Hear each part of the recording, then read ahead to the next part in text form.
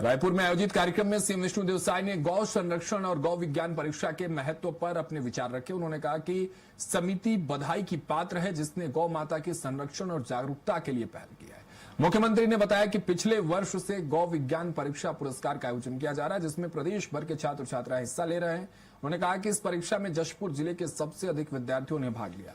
मुख्यमंत्री ने अपने पुराने दिनों को याद करते हुए कहा कि 30 से 40 वर्ष पहले जशपुर में खुलेआम गौ हत्या होती थी।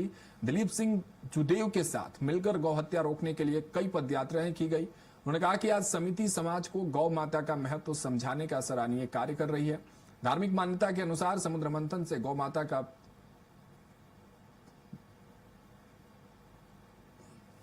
शिक्षक पहुंचाए।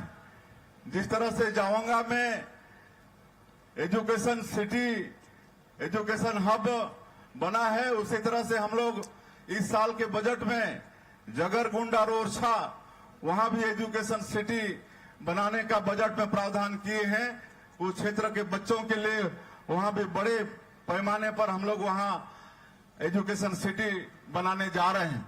तो इस तरह से कोई भी हमारे प्रदेश का बच्चा, हमारे बेटा बेटी शिक्षा से वंचित नहीं हो, इसके लिए सरकार की तरफ से प्रयास हो रहा है। रायपुर में आयोजित कार्यक्रम में सीएम विष्णुदेव साय ने गौ संरक्षण और गौ विज्ञान परीक्षा के महत्व पर अपने विचार रखे। उन्होंने कहा कि समिति बधाई की पात्र है जिसने गौ माता के संरक्षण और जागरूकता के लिए पहल किया है। मुख्यमंत्री ने बताया कि पिछले वर्ष से गौ विज्ञान परीक्षा पुरस्कार का आयोजन किया जा रहा है जिसमें प्रदेश भर के छात्र छात्राएं हिस्सा ले रहे हैं। उन्होंने कहा कि इस परीक्षा में जशपुर जिले के सबसे अधिक विद्यार्थियों ने भाग लिया। मुख्यमंत्री ने अपने पुराने दिनों को याद करते हुए कहा कि 30 से 40 वर्ष पहले जशपुर में खुलेआम गौ हत्या होती थी। दिलीप सिंह जुदेव के साथ मिलकर गौ हत्या रोकने के लिए कई पदयात्राएं की गई। उन्होंने कहा कि आज समिति समाज को गौ माता का महत्व समझाने का सराहनीय कार्य कर रही है। धार्मिक मान्यता के अनुसार समुद्र मंथन से गौ माता का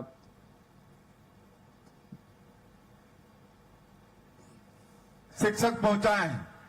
जिस तरह से जावंगा में एजुकेशन सिटी, एजुकेशन हब बना है, उसी तरह से हम लोग इस साल के बजट में जगरगुंडा रोरछा वहां भी एजुकेशन सिटी बनाने का बजट में प्रावधान किए हैं। उस क्षेत्र के बच्चों के लिए वहां भी बड़े पैमाने पर हम लोग वहां एजुकेशन सिटी बनाने जा रहे हैं। तो इस तरह से कोई भी हमारे प्रदेश का बच्चा, हमारे बेटा बेटी शिक्षा से वंचित नहीं हो, इसके लिए सरकार की तरफ से प्रयास हो रहा है।